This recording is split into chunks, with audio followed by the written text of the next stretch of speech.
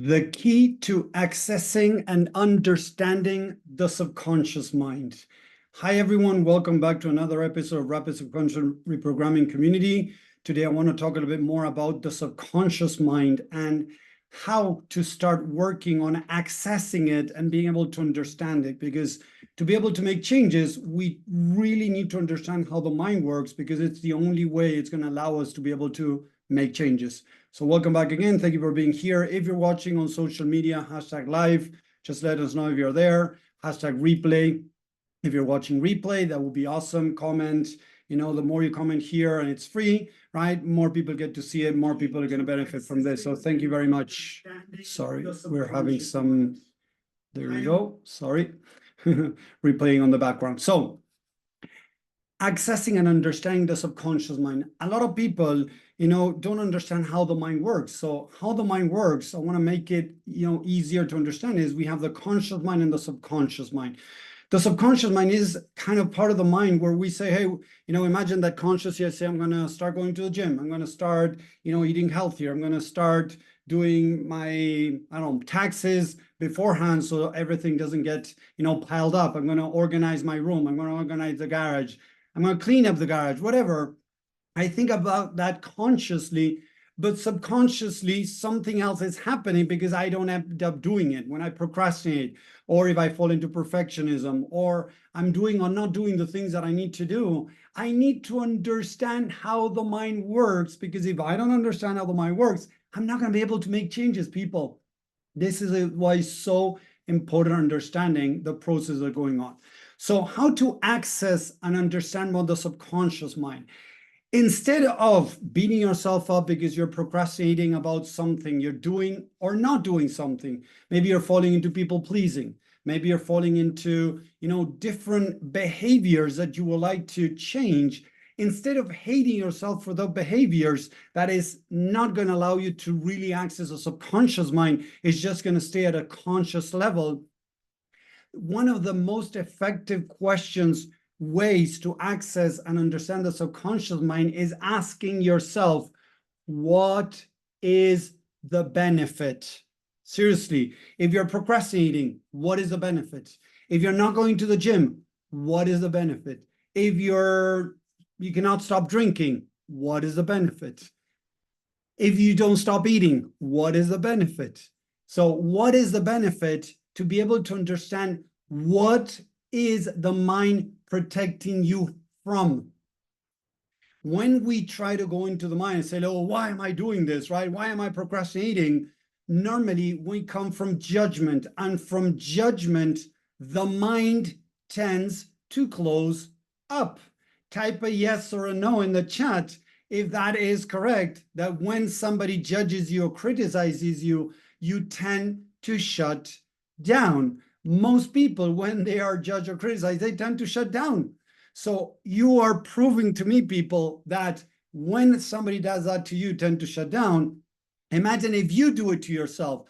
Why would your mind react differently than when others treat you that way? If you judge and criticize yourself, why would you expect your mind to act in a different way? And seriously, this blows my mind, people, because I hear all these gurus talking about the mind, about, shutting it off, get rid of the inner critic, don't listen to it, put it a name and just say, Thomas, shut up, right? Or whatever. That is judgment. So when we're judging, we're doing exactly, the mind is doing exactly when we're judged by others. Normally, for most people, it shuts down. So you're not able to access and you're not able to understand. So instead of doing that, again, what you need to start asking is, what is this protecting me from? What is the benefit? And people might say, but Tommy, drinking, there's no benefit in drinking, it's destroying my liver, it's bringing this problem, blah, blah, blah, whatever. It's because you're not really understanding that many times drinking could be a way to soothe yourself, to reduce the pain. So it has benefits. If you're not able to see them, it doesn't mean that there are no benefits. People pleasing. Oh, what's the benefit of people pleasing? People pleasing might bring you the love and acceptance from others that maybe you're seeking, that you didn't have when you were growing up. Perfectionism, what is the benefit? Falling into perfectionism, maybe you do it so correct, you do it so right, you do it so perfect that you don't get judged and criticized. So perfectionism has many benefits. Drinking, whatever addiction that you're struggling, has benefits. If you're not able to find those benefits, it's going to be very difficult to access your subconscious mind, because the mind is going to close down.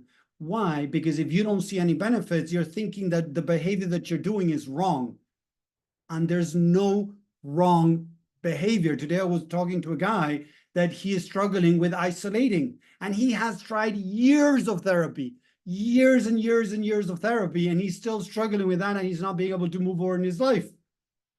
So when I started asking him a couple of questions, right? What is the benefit of isolating? And nobody had asked him this before. What is the benefit of this behavior? He said, it kind of keeps me away from people from hurting me.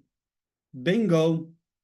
He's isolating because he doesn't want to get hurt. So there's a benefit. So instead of judging himself, criticizing himself for isolating, I started telling him that he needed to give himself a pat in the back for using that to protect himself. So at the beginning, it was weird for him because, okay, I'm congratulating, or I'm, giving us a pat in the back because I'm drinking, I'm eating, I'm not going to the gym, I'm isolating and doing all of this. I need to give myself a pat in the back. Yes, that's the next part of understanding the subconscious mind. You need to understand that there are parts of you, like personalities inside of you, that are using those things to try to protect yourself from something deeper, as I was saying. So listen to this, and this is the key behind behavior. A part of you that didn't feel loved and accepted created a behavior to seek for love and acceptance, or numb the pain from the lack of love and acceptance. Every behavior from the human side, every behavior that is not okay, quote unquote, as most people say, it is for our reason, as I was saying, for seeking for love or seeking to numb the pain of the lack of love. So that part of you didn't feel loved in the first place. That's why it started creating behaviors to try to feel love or numb the pain. So if that part of you needed love in the first place and it didn't get it, if you judge it, if you criticize it, if you reject it, you're going to make it feel less loved and accepted. If that part of you feels less loved and accepted, it's going to do more of the behavior that you're trying to get rid of. The more you judge and reject the behaviors that you're having that are not aligned or not correct, right, without understanding, unfortunately, what you're doing is creating more of that behavior. Yes, most people out there create more of that behavior. So if you really want to change that behavior, you need to start giving love and acceptance to the part of you that lacked love and acceptance and started using any type of behavior to try to change that state. Is that making sense? Type a 1 in the chat if this is making sense. A part of you didn't feel loved and accepted and is seeking for that now. So it's creating behaviors, even the ones that are negative, quote unquote, are seeking for behaviors to feel love and acceptance or to numb the pain of the lack of love and acceptance. So as you judge yourself through these behaviors, what you're actually doing is creating more of that behavior. Yes, whenever you want to change a behavior, we got to start with understanding why it's there. What is the benefit? I was saying at the beginning, what is the benefit for this behavior to be there, right? Moving away from the pain or seeking for love and acceptance. So what does that part of you need? It needs love and acceptance. When you bring love and acceptance, there are more chances, it's not guaranteed overnight, but you're going to start being able to build a new path. You're going to start deviating from the last path of judgment, criticism, rejection that takes you to the same end, right? That is not doing what you need to do or doing more of what you want to change from doing. Stop drinking, you're going to create more drinking problems if you beat yourself up, if you judge yourself for doing what you're doing. Instead, what we're looking is to love and accept. That doesn't mean that you're going to do more of it. It's the opposite, because if that part of me feels loved and accepted, it's not going to need that behavior. So it's going to start dissolving the behavior instead of creating more of that behavior. So it's the opposite of what most people are telling us. But actually, what most people are telling us is not working for most people. So if it's not working for most people, and think about this for a second, if you had a partner beside you that is supporting you, holding on, saying, hey, I'm here for you no matter what you do, I love and accept you no matter what you do, you're going to feel less the need of doing that behavior, because that behavior normally is to seek for love and acceptance or numb the pain. If I don't feel loved, I might fall into drinking to numb the pain of the lack of love. If I'm doing drugs, if I'm doing eating, if I'm doing whatever to numb the pain of the lack of love, if I start feeling love and acceptance, that behavior will eventually start dissolving.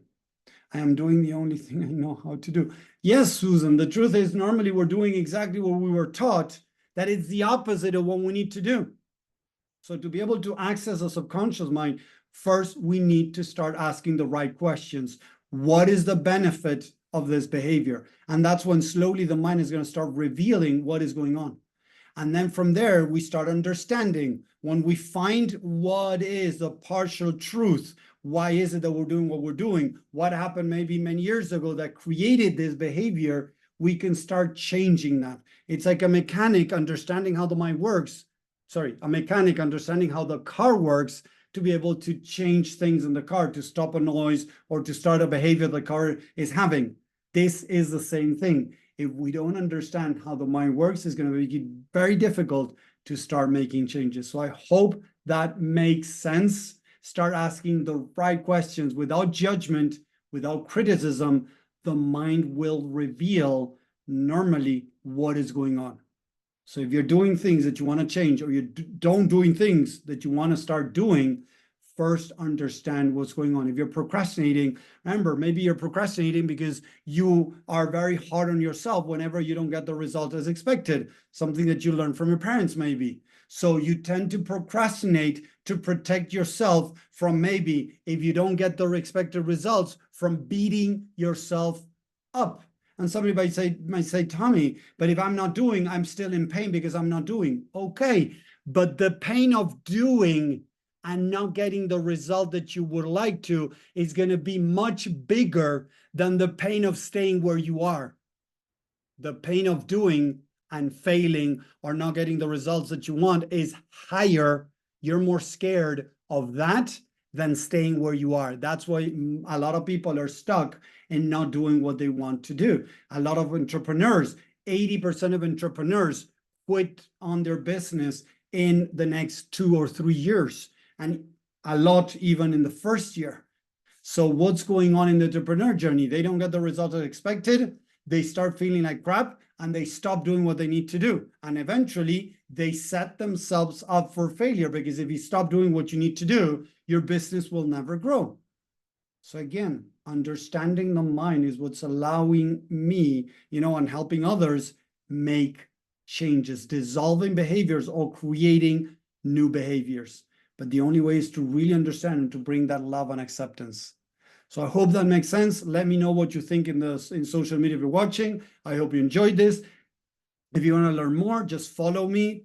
I go weekly lives like this where I share, insight and tools to help people understand the mind more and be able to start making more changes. So again, thank you very much. I hope you enjoy this. Have a great week, and I'll see you next time. Bye, everyone.